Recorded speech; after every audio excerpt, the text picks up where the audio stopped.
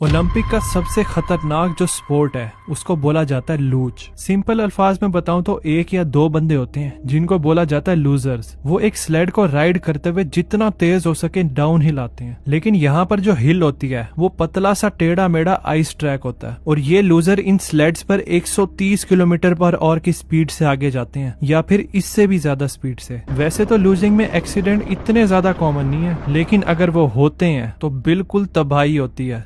1986 में एक loose track build किया जाता है एक स्की हिल पर, जो कि एल्बर्टा कनाडा में थी। अब ये बनाया जाता है 1988 के विंटर ओलंपिक्स के लूज इवेंट के लिए। ये ट्रैक और इसके इर्द गिर्द का जो एरिया होता है उसको बोला जाता है कनाडा ओलंपिक पार्क। फिर जब यहाँ पर ओलंपिक्स हो जाता है तो ये लोग इस पार्क को पब्लिक के लिए खोल देते हैं। तकरीबन 30 साल बाद 29 जनवरी 2016 को 3 टीनेज लड़के होते हैं। जब ये पार्क बंद हो जाता है तो वो छुपके से अंदर घुस जाते हैं। वो पहाड़ी से चढ़कर ऊपर की तरफ जाते हैं। उसके बाद ये बड़ी 6 फुट लंबी ब्लू कलर की फेंस के पास पहुंचते हैं। इस फेंस के ऊपर बड़े बड़े वार्निंग साइंस लगे होते हैं कि पीछे रहो, इससे आगे मत जाओ अनलेस कि आप ऑथोराइज पर्सन हो। और जाहिर सी बात है ये 3 टीनेज लड़के तो ऑथोराइज पर्सन नहीं थे। अब इस ब्लू कलर की 6 फुट लंबी फेंस के अंदर जो चीज थी वो सीढ़ियां होती हैं जो ऊपर की तरफ जा रही होती हैं एक लकड़ी के अजीब से कैबिन की तरफ। और ये कैबिन ही स्टार्टिंग पॉइंट होता है इस लूज ट्रैक का। ये ट्रैक लिटरली इस कैबिन के अंदर से आ रहा होता है, मतलब यहाँ से स्लाइड करके आगे जाते हैं। अब ये जो 3 लड़के थे इनमें से एक लड़के ने यहाँ पर काम भी किया हुआ था इस पार्क में। पिछले विंटर्स में वो यहाँ पर टिकटें बेचता था। ये तीनों एक दूसरे को मुस्कुरा कर देखते हैं, अपनी प्लास्टिक की स्लेजेस को फेंस की दूसरी तरफ फेंकते हैं। इसके बाद फेंस को चढ़कर खुद दूसरी तरफ आ जाते हैं, मतलब अंदर वाली साइड पर। उसके बाद ये अपनी स्लेजेस उठाते हैं, सीढ़ियों से होते हुए ऊपर उस स्टार्टिंग हाउस पर जाते हैं। फिर स्टार्टिंग हाउस में ये अरेंज हो जाते हैं कि पहले कौन जाएगा, फिर दूसरे पे कौन जाएगा और फिर तीसरे पे कौन जाएगा। ये हेलमेट भी लाए हुए थे तो ये सारे अपने हेलमेट पहन लेते हैं। साथ ही ये हेडलैम्प्स भी लाए हुए थे,